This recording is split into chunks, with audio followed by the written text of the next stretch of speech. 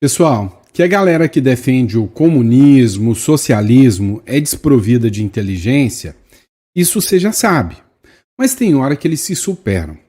No meio da briga com o Donald Trump, em vez de tentar apaziguar as coisas, os caras têm uma ideia brilhante: atacar o advogado do Donald Trump. A turma do amor, que não propaga amor, pelo contrário, propaga mais ódio do que tudo, resolveu fazer ataques de ódio contra o Martin De Luca, que é o advogado do Donald Trump. Dá uma olhada nessa matéria do Metrópolis aqui comigo. O advogado de Trump é ameaçado após dado vazar em processo de Bolsonaro. Para começo de conversa, esse vazamento de dados do Bolsonaro mas foi tão ridículo, mas foi tão tosco, que até o STF falou, pegou pesado. E aí, nos dados vazados, eles questionam o advogado do Donald Trump, talvez possa até entrar no inquérito agora do Alexandre de Moraes, do porquê o advogado do Donald Trump deu orientações para o Bolsonaro. O Bolsonaro mandou mensagens, para o advogado do Donald Trump falando, olha, eu queria fazer uma mensagem para o Donald Trump, o que você me orienta para ficar juridicamente adequada? E aí o Martin De Luca deu a orientação do que o Bolsonaro deveria falar. E aí quando a Polícia Federal soltou e que falou que estava tendo informações com americanos, o advogado falou, olha, eu dou orientação jurídica todo dia, toda noite. E agora, sinceramente, vocês falar que eu sou alvo de inquérito por dar uma orientação jurídica, é uma piada que o Brasil virou. A matéria do Paulo Capelli, fonte, Metrópolis, advogado de Trump é ameaçado, é ameaçado após dado vazar em processo de Bolsonaro. Olha só o que ele falou. Tão logo o relatório foi tornado público, Martin De Luca recebeu dezenas de ameaças contra ele e a família dele, inclusive sua família, seus filhos, no celular. Acreditamos que possa ter sido uma ação premeditada e coordenada, porque as ameaças foram enviadas com grande velocidade, até mesmo para o e-mail, que sempre foi público, disse a coluna do Paulo Capelli, uma pessoa bem próxima do advogado. A pedido de autoridades do governo Donald Trump, Martin De Luca evitou se manifestar publicamente sobre o assunto. Um levantamento está sendo feito para checar se a divulgação do telefone fere, de alguma forma, a legislação brasileira. Em contato com a coluna, um integrante da cúpula da Polícia Federal sustentou que a investigação precisa conter todos os dados relevantes para a produção probatória e que a atividade da Polícia Federal é pautada pelo sigilo, premissa que orienta os trabalhos da corporação. Pautada pelo sigilo, mas entregou o quê? Conversa de família, fofoca de família, tornou público que era para ser sigilo. Agora, para pensar. Você acha que o cara é o advogado do Donald Trump? Se você mandou um e-mail com ameaça para o Donald Trump, você mandou mensagem para o WhatsApp do Martin De Luca com ameaça ao advogado do Donald Trump. Meu amigo, se você foi um dos que fez isso, essa noite você não dorme bem. Pode ter certeza. Vamos lá, pessoal. Sou o Dr. Sandro Gonçalves, advogado, jurista, filósofo político, e você está num canal que está sempre tentando trazer informações aqui para vocês. Faz tempo que eu não falo isso, hein? Obrigado pela confiança de vocês. Se você não é inscrito, inscreva-se no canal. Esta matéria está lotada de informações relevantes para vocês. Então, fica aí até o final, porque nós vamos falar do Maduro, vamos falar do STF, rachando ali e fazendo críticas contra o próprio STF. Teve briga do André Mendonça com o Dino, teve um monarca envolvido no meio. Vamos falar sobre tudo isso. Então, antes de mais nada, curta, compartilha, manda esse editorial para o maior número de pessoas o possível. Sempre importante ter você aqui conosco. Mas bora entender tudo isso, vamos saber o que está acontecendo e bora pra cima. É o seguinte, você viu essa matéria aqui que para mim chega a ser assustadora. Dá uma olhada nessa matéria. Mendonça dá razão ao monarca e influenciador vai insistir em ofensiva contra o Flávio Dino. Ofensiva contra o Flávio Dino. O youtuber entrou com mais um recurso no STF para tentar impedir o Flávio Dino de participar de seu julgamento. Defesa alega falta de imparcialidade. Olha só. Lembra quando o Monark teve uma multa, teve suas redes sociais caçadas? Pois é, o Monark fez um recurso. Nesse recurso, o André Mendonça, que é o ministro do STF, apontou o dedo para o Flávio Dino e falou: sim, senhor, você é impedido, sim, você é suspeito, sim.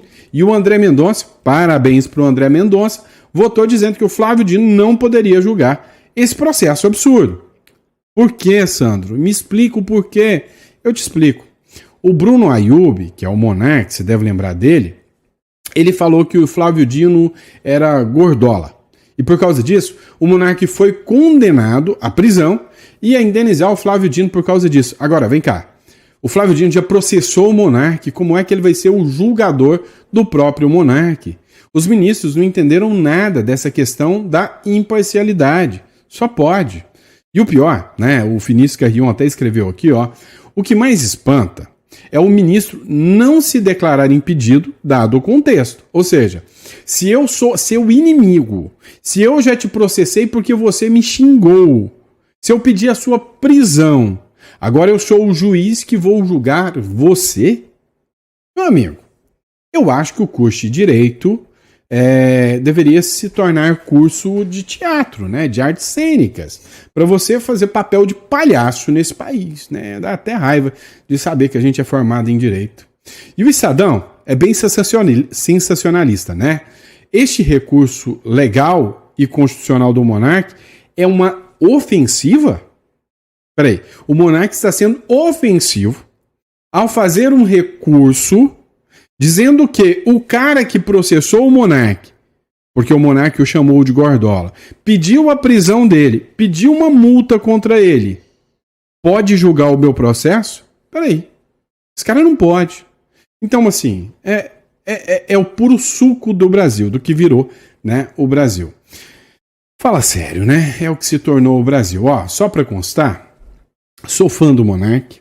Eu estava indo para fazer, né, uma live com o Monark me convidou para participar do podcast dele, na época que aconteceu tudo aquilo, né? Então eu recebi a mensagem da equipe do Monark, eu queria participar, né? Então eu sempre tive vontade, sou fã do Monark, então deixa aqui meu grande abraço pro Monark, e aconteceu aquilo que ele teve que se exilar do Brasil. Vamos lá. Olha, alguma coisa está acontecendo no mundo de Nárnia, como, por exemplo, esta matéria da Gazeta do Povo, né, do Christian Costa, essa matéria. Ministros do STF criticam o relatório da Polícia Federal para indiciar o Bolsonaro. Na visão dos ministros do STF, né, matéria do Christian aí, o documento da corporação está mostrando trechos de conversas pessoais. Até para os ministros do STF, né, isso aí foi uma ação baixa demais. Até para os ministros do STF falaram, mas peraí, como que a Polícia Federal deixa vazar conversa pessoal de Malafaia, xingando o Flávio de babaca, o Eduardo de babaca, não sei o quê. Qual a vantagem disso? Qual o fundamento jurídico para tanto? De novo, a publicação do Vinícius aqui, né? O STF está começando a acordar para a perseguição contra o Bolsonaro ou está acordando para o tamanho da lei Magnitsky? A questão é essa. Ou é o tamanho da perseguição contra o Bolsonaro ou é o tamanho da lei Magnitsky. Um dos dois está dando resultado. Qual que você acha que é? Explica para mim. Vamos lá, pessoal. Você acha que parou por aí? Parou não. Essa ação da PF foi um verdadeiro tiro no pé. Se foi o ministro Alexandre de Moraes que determinou essa ação da PF, deixar vazar esses dados sigilosos, os demais ministros devem estar bravos com o Moraes. Se não foi o Moraes, foi só a própria PF que resolveu deixar vazar isso para a imprensa, até o Moraes e os ministros estão bravos com ele. Porque mostrou uma coisa, aumentou a popularidade, tanto do Bolsonaro quanto do próprio Malafaia. Dá uma olhada dessa matéria da Gazeta do Povo. Popularidade digital. O Bolsonaro segue inabalável. Lula tá se segurando, né? Ou seja, capenga, nunca foi lá grande coisa no digital. O STF despenca. 2 eventos recentes incendiaram o já superaquecido ambiente de polarização ideológica nas redes sociais. Um deles, o tarifaço, né? Ou seja, o tarifaço do Donald Trump, o Lula vem gritando para todo mundo: é culpa do Bolsonaro aí, ó, é o Bolsonaro que é o culpado do tarifaço. Como se não tivesse ameaça ao dólar, como se ele não se juntasse com o Irã, com a Rússia, com a Bolívia, com a Venezuela, com a Colômbia, com Cuba, com tudo que os Estados Unidos mais odeia. Mas a culpa é do Bolsonaro. Afinal, a culpa é dele, né? E ele coloca em quem ele quiser. E aí, outra questão que tá dando o que falar agora, né? É que o Lula tá usando o argumento da soberania nacional, mas não... não vai aguentar até 2026. Todo mundo sabe que não. Agora, essa história, segundo a matéria da Gazeta do Povo, do vazamento, fez igual aquela história do Moro. Você lembra do Sérgio Moro? Eu vou contar tudo sobre o Bolsonaro, reunião ministerial, eu vou contar para todo mundo. Aí chegou lá, viu um monte de gente falando: olha, ó, eles estão fazendo isso contra o povo, é assim, e aumentou a popularidade do Bolsonaro ainda mais. A mesma coisa. Eu não vou com a cara do Malafaia, mas nunca de Kim, mas nem um pouquinho. Mas agora eu tô começando a ficar por causa dos áudios, entendeu? Então, assim, deram mais uma vez um tiro no pé. Só que com essa história do Malafaia, eles abriram uma caixa de Pandora. Não sabe por quê? A comunidade evangélica em peso, cada vez mais, a maioria, né, dos pastores estão fazendo vídeos de apoio ao Malafaia. Vamos começar aqui, o Cláudio Duarte, na dele, quietinho, não é muito de entrar em treta de política, não. Sensato ele. Mas aqui ele entrou em defesa do Malafaia. Escuta. Pessoal, de uma forma muito rápida, eu quero fazer uma reflexão com vocês. Normalmente eu demoro um pouco a me pronunciar, fico ouvindo, vendo, buscando entender o que está acontecendo, ok? Mas nós vimos ontem um episódio na chegada do pastor Silas e eu preciso me pronunciar sobre isso. Não é de hoje que grande parte dos posicionamentos e das decisões tomadas pelo Supremo Tribunal não está de acordo com o que nós entendemos como justiça, ok? Nós temos visto coisas que nós consideramos abuso e muitas vezes nós não temos coragem ou condições de nos pronunciar. O pastor Silas tem feito isso e ontem eu vi algo que me despertou, porque me parece que ele não é o alvo. O pastor Silas é apenas o mensageiro. O alvo somos todos nós. E a mensagem é: olha o que nós somos capazes de fazer com aqueles que criticam, com aqueles que falam verdades que não devem ser ditas. E se nós somos capazes de fazer isso com ele, pode acreditar que nós somos capazes de fazer também coisas piores com vocês. Então me parece que essa é a mensagem para todos nós. Se você gosta do pastor Silas ou não, ou de outras pessoas, certo? Que têm sido veementemente perseguidas por esse sistema, isso não é relevante. O relevante é o que acontece com eles hoje. Se nós não nos posicionarmos, certamente vai estar acontecendo conosco também amanhã, ok? Então deixo aqui o meu apoio, tá certo, ao pastor Silas Malafaia, e nós precisamos nos posicionar, é verdade, porque o Brasil precisa de nós, brasileiros, tá certo? Um grande abraço a todos, que Deus abençoe a nossa nação. Nós vamos continuar orando, ok? Pedindo a Deus que tenha misericórdia, mas além de orar, nós precisamos nos posicionar. Um grande abraço a todos, graça e paz. Esse recado ele foi claro e evidente para os demais pastores, né, para que se posicionem. Pois é, o Easy Fatos já postou aqui, ó, pastor Lucinho se pronuncia sobre Silas Malafaia. Você pode amar ou odiar, mas quando chega numa pessoa religiosa, a coisa está tomando contornos de uma ditadura. Então, tiveram muitos vídeos nesse sentido, com críticas, né, ao que o Supremo Tribunal Federal fez contra o Silas Malafaia. O Conexão Política postou trechos de uma igreja lotada, onde o Malafaia foi ovacionado por toda a igreja, né, todo mundo gritando Silas Malafaia, Silas Malafaia. Não estou colocando o áudio aqui para vocês por causa da questão de direitos autorais, que colocaram uma música de fundo, tá? Mas a grande questão é, mexeram com um povo que já enfrentou, sabe, as piores agruras do mundo, é o povo evangélico. A fé já fez com que pessoas fossem perseguidas de todas as formas. E agora, mexeram com um público, com um povo que não está disposto mais a se entregar. Mas só começou. Porque no final das contas, hoje já não está muito difícil de comparar o Brasil com ditaduras como a própria Nicarágua.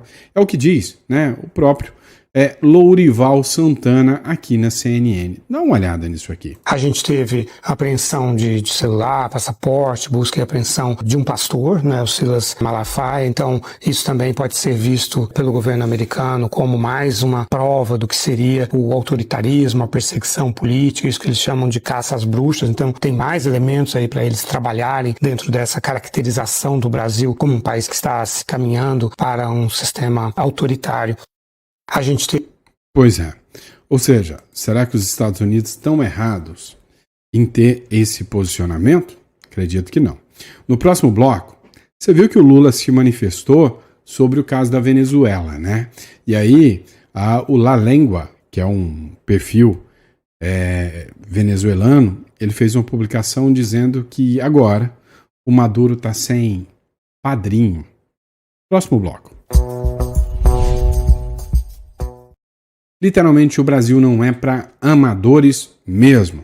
O Lula foi nada mais, nada menos do que o fiador da fraude venezuelana chamada eleição. Só que depois de tanta pressão, nenhum país democrático aqui da região reconheceu o Maduro como presidente legitimamente eleito. O Lula teve que recuar. Saiu, esta semana, um relatório da OEA, Organização dos Estados Americanos. Nesse relatório, feito pela Glória, ela dizia que o Maduro não é um presidente eleito. Ele é um líder de um cartel narcoterrorista que tomou conta de um país. Ou seja, comprou o mesmo discurso do Marco Rubio. E com base nesse relatório, os países ligados à OEA, ninguém vai querer comprar briga. O La Lengua, do Caribe, ele fez a seguinte publicação. Maduro ficou sem padrinho no Brasil. O Brasil não reconhece como o presidente da Venezuela. A matéria diz o seguinte: o Brasil acendeu os alarmes, né, diplomáticos ao declarar que não reconhece Nicolás Maduro como presidente legítimo da Venezuela. Justo quando os Estados Unidos deixou, né, à disposição 3 navios de guerra no Caribe e poucos quilômetros das costas venezuelanas. Será que isso influenciou Lula a dar um posicionamento que não reconhece a Venezuela? Eu acho que sim, viu? Tá com medo dos Estados Unidos. Finge que não por causa da militância, mas tá morrendo de medo. A declaração foi feita pelo Celso Amorim, assessor adjunto dos assuntos internacionais do governo de Lula da Silva, a quem, ademais, expressou sua preocupação pela presença militar estadunidense na região. Ou seja, estamos virando notícia internacional e sempre da pior forma possível, né? Ou seja, reconhecendo que o Lula é e sempre foi um padrinho do narcoditador Nicolás Maduro. Não sou eu que estou falando, é o La Lengua, do Caribe, tá? Pessoal, agora dá uma olhada nessa publicação aqui do Ivan Kleber. Essa é para acabar, tá? Dá uma olhada nisso. O Maduro anunciou que vai convocar o alistamento de pessoas para a guarda bolivariana, né? Então, bolivariana não é da Bolívia, igual muita gente pensa. É vindo, né, do Simón Bolívar, que é um ícone, né, do Maduro, entre outros. E aí, o Maduro anunciou que vai trazer gente do povo, velhinhos, gente simples, para lutar, para defender o ditador. Dá uma olhada, essa matéria é do Telesur TV, né? O presidente Maduro pede alistamento da Milícia Nacional Bolivariana em defesa da soberania. Matéria do Ivan Kleber, correspondente de Londres. Acompanha só. O ditador venezuelano Nicolás Maduro anunciou nesta quinta o Dia Nacional de Alistamento da Milícia Nacional Bolivariana como parte do grande plano nacional Simón Bolívar para a soberania e a paz. Ainda de acordo com a emissora venezuelana Telesur, o processo começa neste fim de semana em todo o país. Milicianos, reservistas e cidadãos participarão da defesa da pátria. Diz a emissora venezuelana. Já do lado americano, podemos confirmar que os Estados Unidos estão enviando os seguintes navios de guerra para a região: o USS Santo Antônio, o USS Iwo Jima e o USS Fort Lauderdale, que devem chegar no próximo domingo. Eles transportam 4.500 militares, incluindo 2.200 fuzileiros navais. Eu sou Ivan Kleber, falo diretamente de Londres, no Reino Unido, e hoje é sexta-feira, dia 22 de agosto de 2025. Muito obrigado pelo carinho da audiência. Vamos lá, escute-me, né? Escuta só o que eu vou te falar agora. Eu sei o que essa galera tá querendo fazer, eu sei o que o Maduro tá querendo fazer. Ele inflama, né, os pouca massa cinzenta da esquerda, que eu já expliquei para vocês que esses caras não são muito inteligentes. Eles inflamam esses caras para ir para a guerra, para defender o ditador. Chegando lá, os Estados Unidos faz um vral, ataca os caras. E aí esses caras vão ter misturados ali, né? Gente que é do exército bolivariano mesmo, do Maduro, e vai ter gente do povo, que às vezes vai para a guerra fazendo o mesmo que acontece na Palestina. O grupo Hamas manda gente para ir lutar sem uniforme.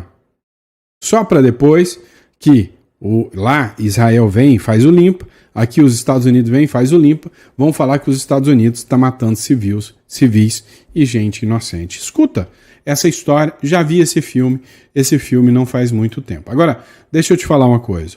O Maduro tá ficando maluco da vida, né? Matéria do Hoje no Mundo Militar. O ditador Nicolás Maduro, que há poucos dias estava aos gritos instando os seus generais a invadirem e ocuparem 70% do território da Guiana, agora com uma frota naval americana no largo da sua costa, diz que chegou o momento de paz e não de guerra, ou seja, arregou, afrouxou, o Maduro apodreceu. Dá uma olhada agora, menino bom, homem bom, querendo a paz.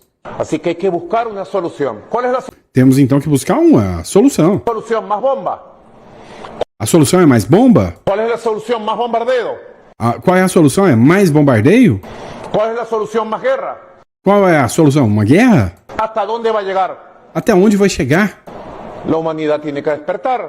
A humanidade tem que despertar. La humanidad está en las calles movilizada. A humanidade está nas ruas mobilizadas. Así que ha llegado la hora de la paz. Agora é chegado a hora da paz. Gente, deu um prêmio Nobel para esse rapaz. Esse homem é muito bom. Até o nosso presidente já disse que esse homem é um homem muito bom. Cá entre nós, né? Uma hipocrisia do caramba. Um cara que, sinceramente, se depender dele, né? Detona os opositores, mata os opositores. Agora vem papinho de eu sou um homem de paz, eu sou muito bueno para vocês. É um mau caráter sem vergonha. Isso é que é a verdade. Agora, não é só ele não. Olha o outro ditador aqui, o de Cuba. Olha, Brasil de Fato, revista de extrema esquerda, publicando como eles são bonzinhos, né? Matéria do Brasil de Fato. A paz, cita a fonte, até aquelas que eu não gosto. Mas vamos lá. A paz é um direito irrenunciável, diz presidente de Cuba sobre a ofensiva dos Estados Unidos contra a Venezuela. Celebrada de forma virtual ontem, a 13ª Cúpula Extraordinária reuniu os chefes de Estado do governo da Aliança Bolivariana para os povos da nossa América, Tratado do Comércio dos Povos, a ALBA. O encontro, mediado a partir da Venezuela, contou com a participação dos presidentes de Cuba, Venezuela, Nicarágua e Bolívia, só gente boa, do primeiro-ministro de São Vicente e Granadina e de representante de Dominica, Granada e Santa Lúcia. Honduras participou como país convidado. A cúpula foi convocada diante da ameaça ameaça que representa para a paz regional os desdobramentos militares dos Estados Unidos nas águas do Caribe, que incluem mais de 4.000 fuzileiros navais, destroyers e aviões de reconhecimento e um submarino. Eu acho que eu sou mau, porque eu não vou celebrar, né, o discursinho de paz deles, e eu vou tomar uma cerveja a hora que eu ver o Maduro caindo. Então eu sou mau, tá? Eu sou um homem mau. Bom é o Maduro. Agora, vamos lá, preste atenção no outro ponto. Se de um lado tem gente fingindo ser bom, mas sendo ser mal, tem gente que está fazendo o que é certo. Olha só, o partido Vox da Espanha, liderado pelo Santi Abascal, ele fez uma publicação exigindo incluir o cartel de Los Soles do Nicolás Maduro, ou seja, Nicolás Maduro hoje é reconhecido como líder do cartel de Los Soles, na lista de organizações terroristas da União Europeia. Então ele fez esse pedido e, havendo a recusa da União Europeia, como vai ficar feio para a União Europeia, vai ficar difícil, né? Surgir aí e guardar essa narrativa. Então, meu amigo, minha amiga, espera que momentos emocionantíssimos da nossa novela preferida acontecerão já nos próximos dias. Vamos lá, agora tem outra novela, né? A nossa novela aqui, a nossa aqui do Brasil. Preocupante demais. Dá uma olhada. Publicação agora da CNN. Agora, o economista-chefe do Banco BV, né, Banco Votorantim, afirma que existe a possibilidade de bancos brasileiros serem desligados do sistema SWIFT. Sim, ou seja, existe sim a possibilidade do dinheiro ficar travado aqui dentro, tá? Vou mandar para vocês aqui o vídeo aqui para que vocês possam ver. Existe a possibilidade, por exemplo, de o Brasil e bancos brasileiros ficarem impedidos de usar o SWIFT, por exemplo, o sistema de pagamento global, e aí isso tem um impacto não só para os bancos, como para o comércio, para as empresas que precisam exportar e importar, não é isso? Bom, a possibilidade existe, né? A gente está de fato numa escalada. São decisões políticas, portanto imprevisíveis, e hoje circulou ao longo do dia, daí o nervosismo do mercado, essas possibilidades. Então você pode, caso os bancos brasileiros não cumpram a legislação norte-americana, eles são multados, são multas, a gente viu em vários casos na Europa, multas relevantes. Isso pode... 9 bilhões de dólares. 8,9 do BNP. Então assim, você tem valores relevantes, e você pode escalar para controle de meios de pagamento, SWIFT, né? E sufocar a economia brasileira, que é altamente dependente de fluxos capitais. Me parece um cenário extremo, né? Me parece um cenário extremo porque isso implicaria uma certa passividade da sociedade, do governo em relação a esse tema. Mas como somos uma economia de mercado, a minha esperança é que o que aconteceu hoje nos mercados financeiros seja um alerta para que a gente tenha que ter uma condução mais pragmática, ou uma coordenação, como você questionou, para que se evite essa escalada. Vem cá, vocês dizem que eu sou um cara meio radical. E aí ele falou, não, isso seria a última opção, é só se o governo brasileiro não mudar o posicionamento dele. Mudar, filho, é o que ele quer. Vai me dizer que Maduro chegou onde ele está sem romper com os Estados Unidos. Vai me dizer que Cuba chegou onde ela está, que é o sonho de todo socialista, comunista, capitalista, comunista, socialista, anticapitalista, se não for através da destruição da propriedade privada. E como você destrói a propriedade privada? Atingindo quem tem capital. Mas não para por aí, não. O ex-diretor do Banco Central mandou também um recadinho sobre os bancos. Então, o Sandro que é o cara malvadão que fica aí alardeando todo mundo, não é? Então escuta aqui, matéria da UOL. UOL é left people? É esquerdista? Sim, mas se nem ela consegue esconder, é porque o trem tá feio. Então, eu acho que os bancos foram colocados numa situação complicada. O comentário geral que eu tenho visto entra numa área da qual não tenho muita expertise. Assim. Aparentemente, uma decisão que de alguma forma viole a ordem do Supremo, expõe o banco a uma reação mais rápida, mas menos pesada. No caso americano, a uma punição provavelmente mais lenta e muito mais pesada. O fato é que, eu acho que não é é correto colocar, não só falando dos bancos, qualquer empresa numa situação como essa. Ou bem se acerta um meio do caminho, a gente vai ter uma situação particularmente delicada. Vamos dizer que seja, pensar aqui hipoteticamente, o pior cenário. Aí vai lá o Banco do Brasil, decide não obedecer às determinações da lei Magnitsky e ele toma uma multa gigantesca, ele é excluído do SWIFT. O que acontece com os clientes desse banco? Quer dizer, as empresas exportadoras norte-americanas que recebem, brasileiras que recebem pelo Banco do Brasil, elas têm que ter o importador do outro lado vai ter que fazer um pagamento de que jeito se não tem o SWIFT? Como é que essas empresas vão ter acesso ao banco? Como vão ter acesso aos dólares? Se ela estiver em outro banco e esse outro banco também tiver que se colocar nessa situação.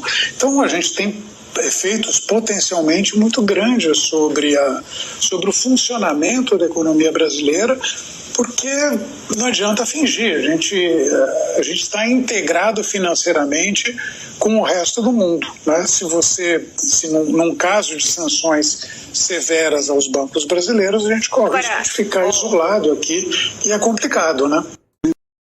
Pois é, mas ainda bem que o Sandro é que é alarmista, né? Todo mundo tá falando o contrário do que o Sandro tá falando, né?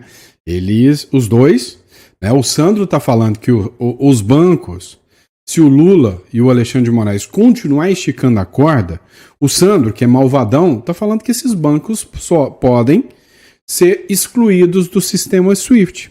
E aí os dois analistas de sistema, analistas de mercado, um do Banco BV e o outro ex-presidente do Banco Central, está rebatendo o Sandro, dizendo que os bancos podem ser excluídos do sistema SWIFT. Falaram a mesma coisa que eu, né? Então, eu não sou o único doido que está falando isso, não. Então, tá na hora de abrir o olho? Sim, tá? Tem que acender um sinal de vermelho? Sim. Quando eu estudei hermenêutica jurídica, eu tinha um professor, tá? Passei do tempo aqui, mas vocês tenham paciência. Eu tinha um professor de hermenêutica jurídica, né? Um senhorzinho. Gente boa demais.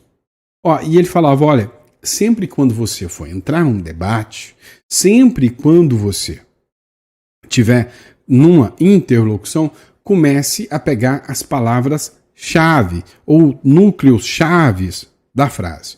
Então, aqui ele tem um núcleo-chave.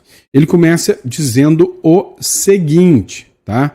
Não é correto colocar os bancos ou qualquer empresa numa situação como essa. Quando ele fala não é correto, é sinal de que é exatamente o que o PT quer fazer. Essa gente gosta do caos. Vocês tenham certeza disso. Bom? É isso, pessoal. Muito obrigado pela confiança, pela credibilidade. É sempre uma honra, um prazer inimensurável estar aqui com vocês, tá bom? Então, um grande abraço, fiquem com Deus e eu vejo vocês já no próximo editorial. Abraço.